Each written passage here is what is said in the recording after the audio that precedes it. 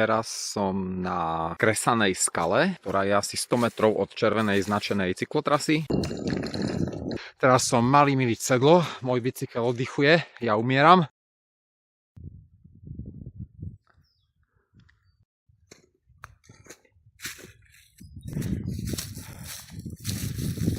Od Rastcestníka Malý Milič asi 150 metrov južne je skala Malý Milič aj s vyhliadkou na obec Slanská Huta, aj s takouto peknou preliezacou skalou vzadu za mnou, cez ktorú vedie chodník.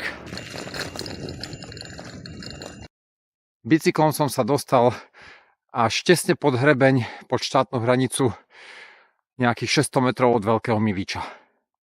Trasa je celkom náročná, ja som to išiel bicyklom od Zákruty nad Slancom asfaltovou cestou v smere na Izru.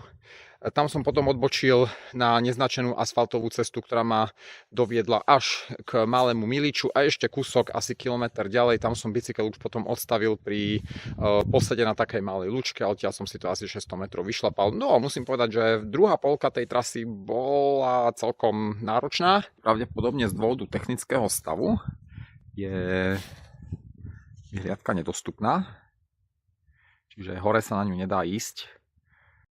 Na pešo ešte Veľký Milič.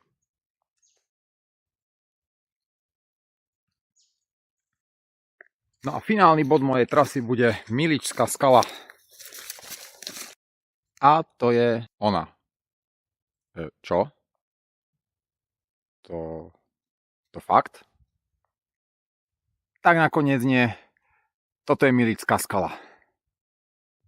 Po poslednou časť svojej trasy som navštívil Miličskú skalu, ktorá od spodu vyzerá tak celkom jednoducho, aj keď vysoká, ale ona v skutočnosti je taká oblúková skala s brálami vysokými orientačne 10 metrov a nie je úplne jednoduchá, je celkom členitá, má viacero častí a obísť si ju zo spodu, v prípade popozerať sa z vrchu, nie je úplne na zahodenie, takže keď navštívite Veľký Milič, venujte pozornosť aj tejto skale.